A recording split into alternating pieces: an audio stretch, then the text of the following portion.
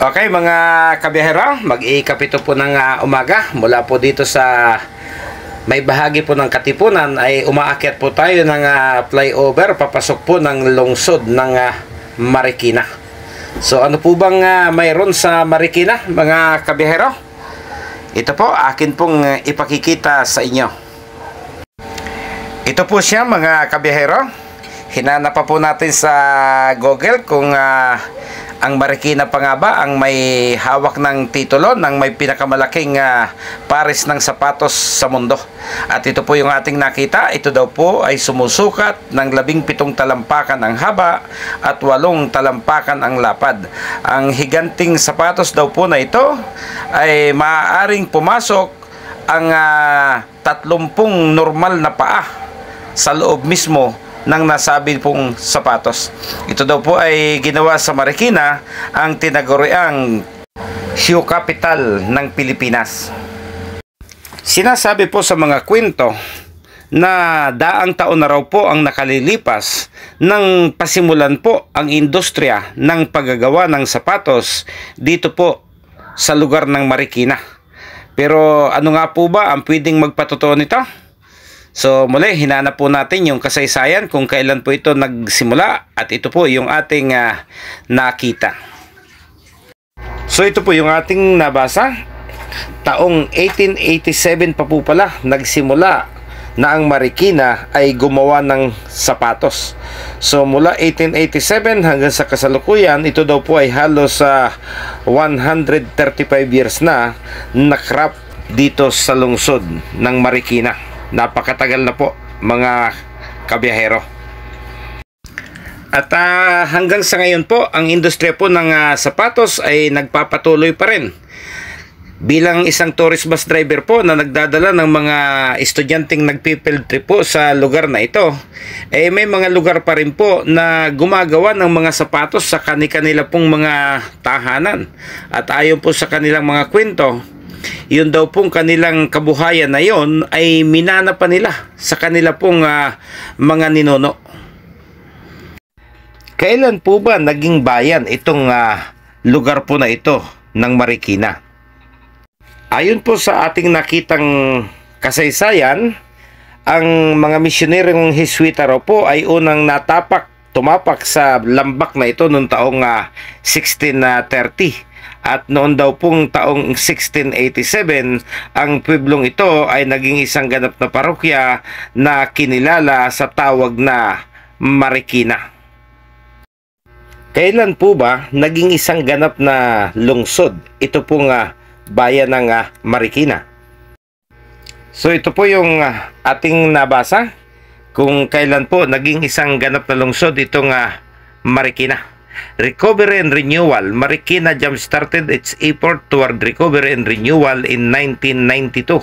Guided by a vision of creating a modern and livable city, it has successfully laid the foundation of a flourishing community. On December 8, 1996, Marikina was proclaimed a city through Republic Act 8223. Bilang isang biyahero po ay nasaksihan po natin yung ilang mga implementasyon at pagbabagong pangdisiplina po sa lungsod na ito.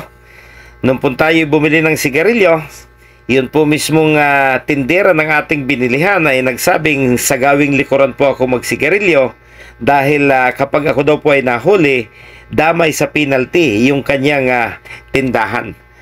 Dito ko rin po nasaksihan yung ipinagbawal po yung mga taong lumalabas ng bahay na nakahubad ng pangitaas na damit. Bawal po ang magsampay ng damit sa labas po ng kanilang mga bintana na nakikita po sa bahagi po ng lansangan. Marami po silang ginawang pagbabago rito.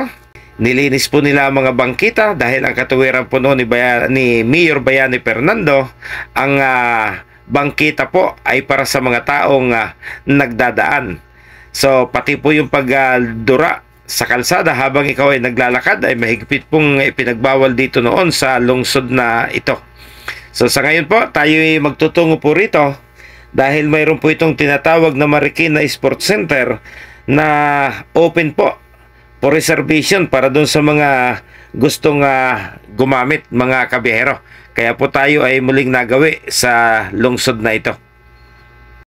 Sa madaling sabi, bago pa po magkaroon ng implementasyon ng maraming pagbabawal sa national, ay nasaksihan na po natin na dito po sa Marikina, una kong nakita na nag-implement kauna-unahan ng tinatawag na bike lane. Sila rin po yung kauna-unahang nagdeklara ng pagbabawal ng paninigarilyo sa mga pampublikong lugar, mga kabiyahero. At ang mga ordinansa pong ito at implementasyon ay nauna na pong ipinatupad dito sa lungsod ng Marikina bago pa po magkaroon ng mga national na batas para po dyan sa mga smoking ban na yan, mga kabiyahero.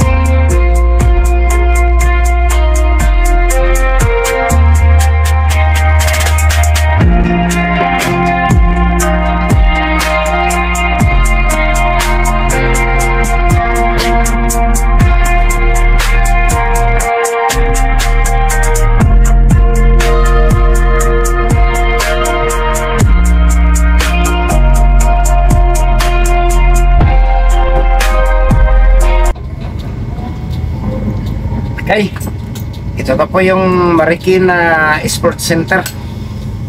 Naibaba na po natin yung ating mga pasahero at maghahanap naman po tayo ngayon kung saan tayo po pwedeng magparking sa buong maghapon.